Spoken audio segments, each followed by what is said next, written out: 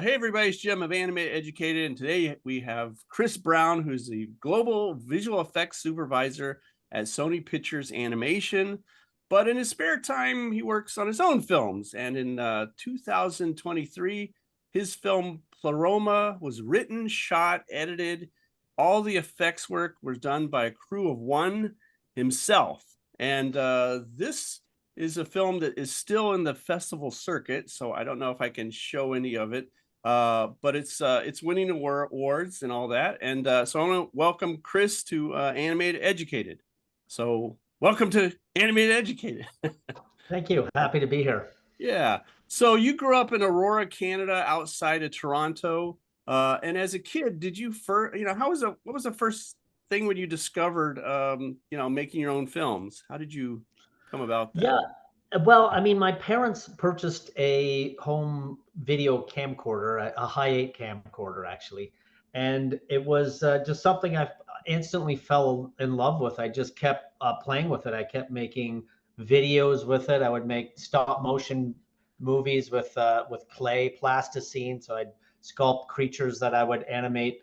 And then I just started getting very interested in the filmmaking process. So I'd invite friends over and we would enact these interesting sci-fi type storylines or thriller type movies. Even though I was only in grade 3 at the time, we would craft spaceships or creatures that we would integrate in these bizarre films that we would make. And it was just something that I really had a ton of fun doing, and I wanted to just pursue and take very seriously. So that sort of, I guess, inspired me to do what I'm doing today.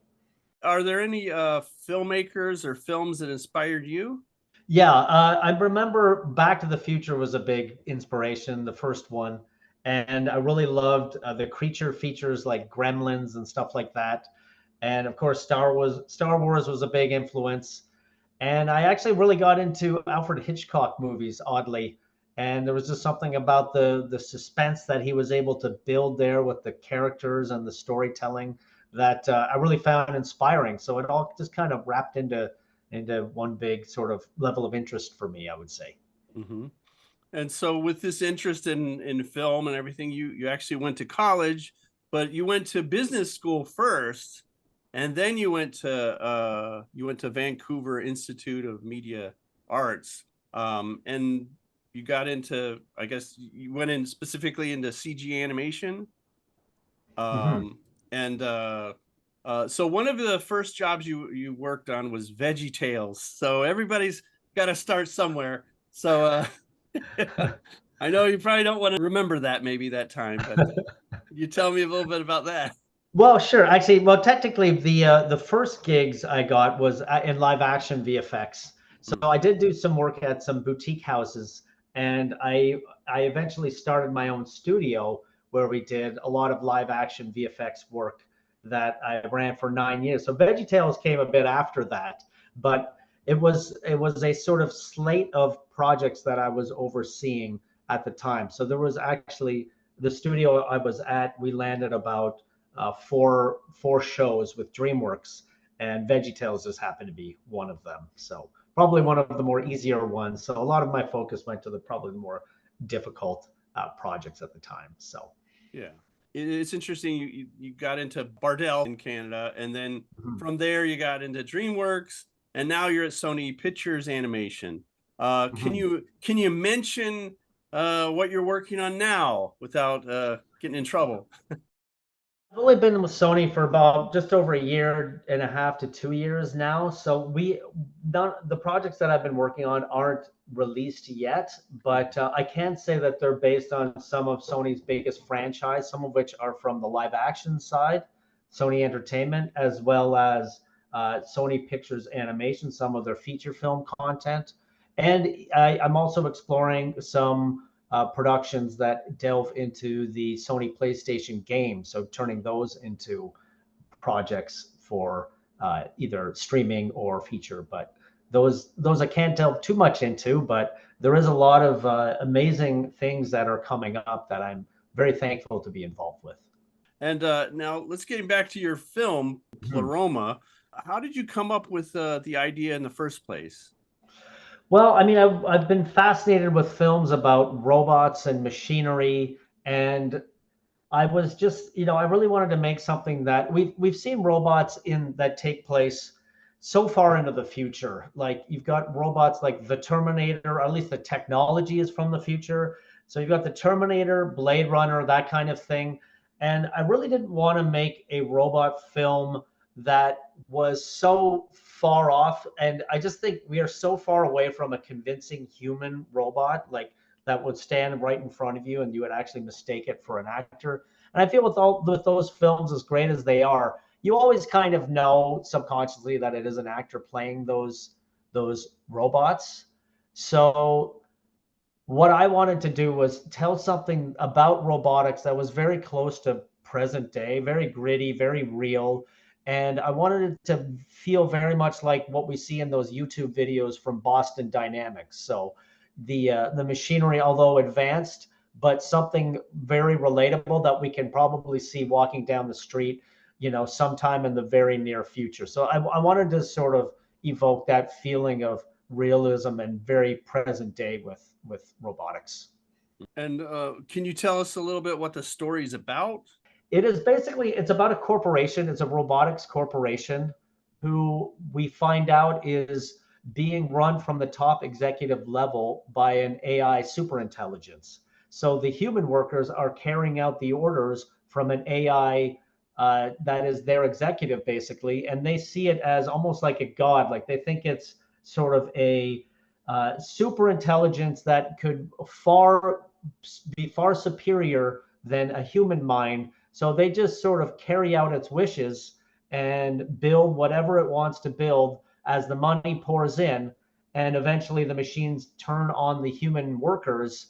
And that's where they have to rely on a machine that was built by an amateur to help come in and save the day. So that's in a nutshell what the story is about. Well, what's your opinion of AI working with visual effects or in the animation pipeline? Well, I mean, I certainly don't see it taking over. It can be a tool that can help enhance the experience of the artists and maybe take away some of the grunt work or provide lots of ideas or iterative workflows. But I still think that the hands of the artist are and technicians are still a very important part and will be a very important part of the production pipeline. So I see it as a tool that can sort of enhance workflows. Could you talk about shooting in a real life particle accelerator? Yes, so I'll just sort of jump back to my past a little bit. In Vancouver, Canada, I ran my own VFX studio for 9 years. We had a staff of 40 artists, and we were taking on all kinds of projects from live action VFX work, animated, commercial work. And this company, it called Triumph, they're Canada's particle nuclear physics laboratory, had hired our company to do CGI renderings of their particle nuclear physics experiments so that they can use these as, I guess, presentation material or promotional material that they can really demonstrate the work that they're doing in a level that can be very digestible for your average audience. So we did a whole bunch of work for them, which they really appreciated. And they had us tour their facility and meet with their scientists to sort of understand what they're doing to better allow us to depict it. But sort of the side effect of that was I am seeing this incredible laboratory that these people work in. And the machinery, if anyone's seen a particle accelerator before, it is the most incredible looking thing. And it's not just that, they have such unbelievable machinery in this laboratory, and it's gigantic. It's several football fields long. And you really feel like you're in a science fiction film just being there. I mean, you take a camera and any direction you shoot, it is like probably the most incredible sci-fi set you've ever seen, and it's real. So flash forward many years, and I'm making this robotics film that takes place in, like I mentioned, a grounded present day sort of atmosphere. But I knew that I really wanted to, as a backdrop, the environment to shoot at this location because it was so incredible and it fits so perfectly with the look and aesthetic of the film. So I contacted them, and at first they said no, straight up, like they don't allow any filming for the proprietary nature of what they're doing. Plus, there's liabilities involved, and it's very disruptive for the scientists working there. But I sort of the relationship I had built working with them in the past, and also from the fact that I was essentially a film crew of one, like you mentioned. I did all the shooting for the film myself, editing, VFX, everything. So I explained to them how low impact it would be, just having me as one person there, a couple of actors, and they allowed me to go in and shoot for the day. So I sort of picked my locations, and we very quickly sort of milked as much time as we possibly could at that location, shooting as much as we could. And yeah, so that's pretty much how it went down. And you had a couple actors with you on the set there. Well, in the in the area that you were working at. Yeah, on Yeah. the location. Yeah. And when you were there, you mentioned you used photogrammetry to capture like all the images in there. Hmm. Yeah, so going in, I knew that I wouldn't be able to capture everything I could in one day. Plus, there was a lot of sequences of just robots interacting and that kind of thing. So what I did was I captured a whole bunch of images of certain sections of this laboratory and regenerated them using photogrammetry. So it's a software that takes images of the real world at many different perspectives, and it's able to gauge the physical geometry of that space and recreate it in CGI, and it actually bakes the textures into it. So by doing that, I was able to recreate this environment and use it as now a virtual set that I can go back virtually, integrate my CG robots, and I even had some CG digi doubles that did some acting with the CG robots, so I could essentially do all of the shooting that I would have been able to do if I had more time at that location. Now the film is playing in the, like I said, in this festival circuit and all that. And Mhm.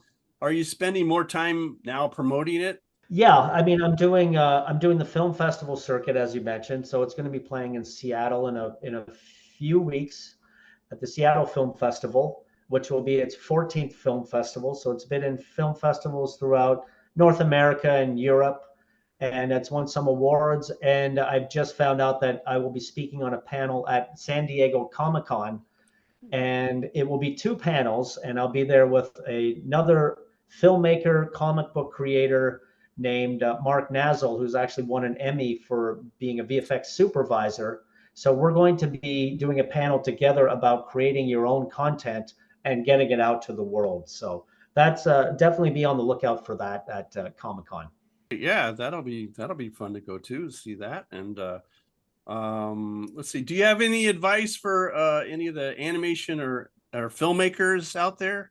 Yeah, I mean, I guess to give some advice that, I mean, there's some advice that gets out there, and I feel like it can be very repetitive. So I'll try and give some really good nuggets that helped me a lot in my career. So I'll start with the sort of visual effects side of things. I would say if you're just starting out, obviously work on your craft. Very often, what you create in school may not be of a caliber that is acceptable from the studios, and that's okay because there's not a lot of time to really hone your skills when you're at school. Sometimes people's work is fantastic, but if it's not there yet, that doesn't mean you should give up. Just keep trying, get the software at home, keep working at it.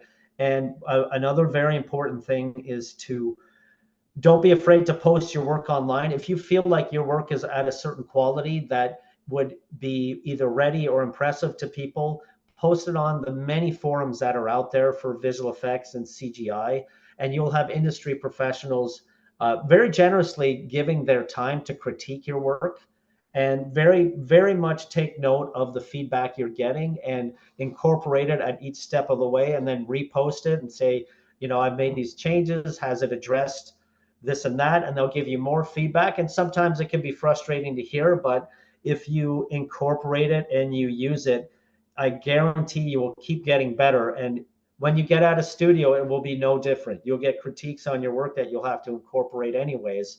So eventually, you'll start getting a lot of interest and attention when it is starting to hit that higher bar, and people will take notice and people will like it and they'll start asking you how you did it. And by doing this, not only is your work getting better, your portfolio is improving, and you'll also be networking. So people who work at studios will be being impressed by your work and probably either give you advice or give you suggestions on when to apply, where to apply, and what studios are looking for your particular skill set. So I would just keep at it at that front as much as you can. So that would be for the VFX level. If you want to produce your content, advice that I would give would be try to get as close as you can to the decision makers, the people who would say, yes, I'm ready to greenlight this project. So there are many degrees of separation between yourself as a newcomer to those decision makers, but there is obviously degrees of separation that you can get in contact with.